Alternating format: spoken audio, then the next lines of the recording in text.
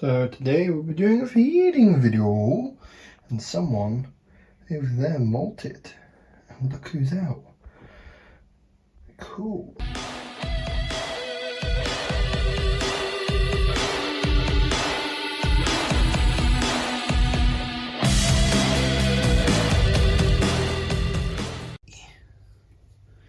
See if he'll take this. Let me zoom this out a little bit. There we go, that should be alright. Boom. Grabbed it. I don't know if that was out of focus or not, but he's definitely got it.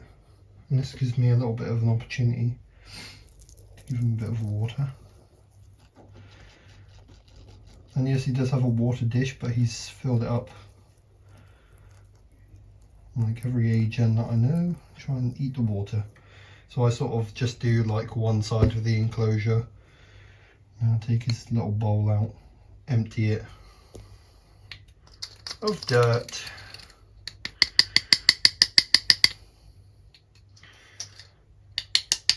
And also because this tea is this tarantula, or baby tarantula, is fairly big, about the same size as a penny-ish. He's got like a penny-sized thing, water dish, so he won't, well, they say they'll drown, but I know for a fact that tarantulas cannot drown. They can drown if they are left in water, but they're normally very buoyant. So normally tend never to be very, they never really drown. They just so light that they basically touch on the water surface, so you don't have to worry. You're just doing a tippy tap in there. Right, we'll move on to the next one. Now I don't know if we'll get to see this one, but this is my Katamari argentinis. It is a dwarf species, or sort of dwarf species. A lot of people say that it's not a dwarf species, a lot of people say that it is a dwarf species, and a lot of people say what counts as a dwarf species. But we'll just see if someone's hungry, if someone wants a worm or anything, because a lot of the time I normally want a worm, but since I've noticed they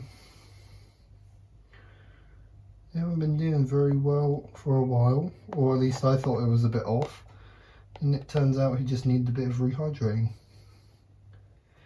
So come on, do you want? If I just let that go in there, he'll either push it out or it'll, yeah. Do a little zoom, so maybe you can see if he, oh, there we go. Yeah, so he grabbed it then, so that's fine then. Perfect, that's awesome. I know you won't be able to see it. I have got videos and footage of when he was, when I did rehouse him into this little thing. And yeah, check those out. They'll probably be in links in the bottom, or they'll be on my channel. So you can always press on the subscribe button, look on there, check, see if there's something different, go from there really. Yeah, definitely. These guys are from Argentina as well, so need a bit of wet, but they also need a bit of dry. So I'll put a little bit of damp rather than anything. He's got a water dish, so he doesn't have to worry. And yeah, we'll move on to another one. So this one is my common house spider, or my giant house spider. I did have one before.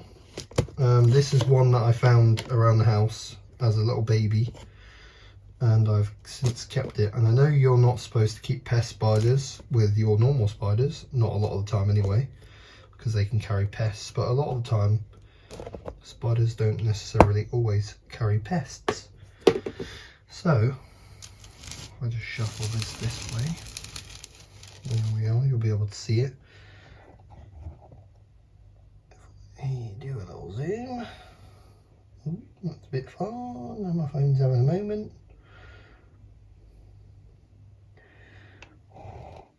It's really small, but they do grow quite big, or at least the males do. The males get quite big, or the females. I'm not quite sure, but I know both get quite big. There we are. You should be able to tackle that fairly well. This gives me an opportunity to, I would have said put some water in, but the water wasn't wanting to work. Normally what he'll do, because I've seen the behaviour before, is he'll take a bite or so out of that worm, and he will, or unless he's bitten now, I think he has, I think he's got it. Oh, there we go. And he'll take a bite. What I've seen anyway is when I fill up the water bowls, he normally takes a bite, has a bit of water, and then comes back for it. So, but a lot of the time, because I'm spraying, he'll want to eat everything. Oh, there we go. He's having a bit of a drink now. If I spray, make everything wet. Fill up his water bowl, because weirdly enough, although they have lots of web, they are heavy webbers. He did have a place underneath there, but he chose not to use it, and he is having a bit of a drink over there, you can tell. So now you can see that tarantulas and spiders do drink off their webs. You can see there. So it always helps to have a water bowl, but obviously not all the time you need a water bowl. So this just sort of proves theory of, oh, do tarantulas drink off their webs? Well, in the wild, yes they would, but they drink any water source from the wild, so I imagine they would drink lakes, distributaries, so many places. Let's just wait a little bit and see if he comes back for his meal. While we're waiting, the last time that you saw that enclosure, I don't think I didn't put the video up because I lost part of the footage, unfortunately, which was a bit annoying in general.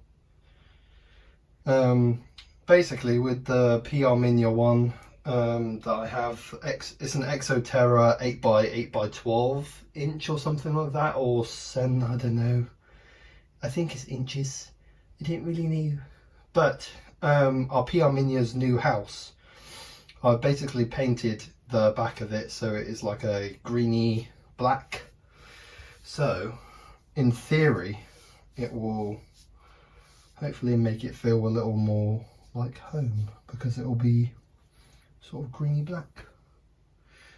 And I have a slight feeling that this little spooder is not gonna want his food now. He's happy over there having a drink. But yeah, we'll move on to the next one, and I'll let you know how this one goes. If he comes back and has some more, or if he comes back now and starts going towards it, I'll film again. Right, and we're back. So let's get a worm. She should be hungry, in theory anyway. And there's the hunger. They're always so hungry. Lasiodora is always hungry, but they're also really good first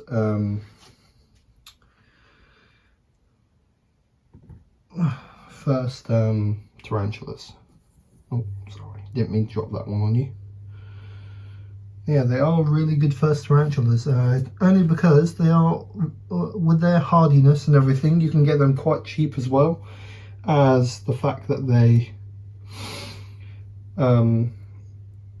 they're just so easy to breed and things. A lot of breeders have them, or a lot of breeders have excess of them, so they normally give them out as freebies a lot of the time. but they're so pretty as well. They're very dark with red, nice pinky hairs, which looks awesome. Although I have seen ones that are a little bit lighter with sort of a lighter carapace than dark, sort of like a greyish with red, really bright red hairs. Unless I'm thinking of the tea vegans, so could be wrong, but see if she has some more. Oh, she's such a beautiful colour. Let me try and see if I can get a better over the head. There we go. Oh, so much better. Such a beautiful tarantula. Oh, I'm blocking the light. So pretty. Anyway, let's move on to the next one. Another tarantula I would love if people got more into is this one, the Pisas May. Absolutely beautiful colour, as you can, if I just show it over this side where the light shines better. The camera does not give the colour of this tarantula any good thing. Such a bright, nice blue colour. Very hardy tarantulas. They can be quite bolty, but they are super good eaters as well. Tiny bit like if you were getting more into old worlds and you wanted something that was quite a nice colour but wanted the new world variant sort of thing. I'd go with this one, Pisas May. Very cool and very nice and very awesome tarantula, and just so pretty. But there are very few times where blue is in the animal kingdom in general, and this just happens to be one of them where it's nice bright blue. So a lot of the time they will go like a very dull purple, but when they come out of their shed they are like a bright blue, super blue, and it is awesome. Absolutely crazy and amazing. Oh, it's just amazing. And they have these beautiful orange hairs on their bottom, as she's going to show us maybe. Hopefully. Is she going to show us? Yeah, there we go. She's showing us. Lovely jubbly. And she does her happy dance and tries to get her food in her mouth.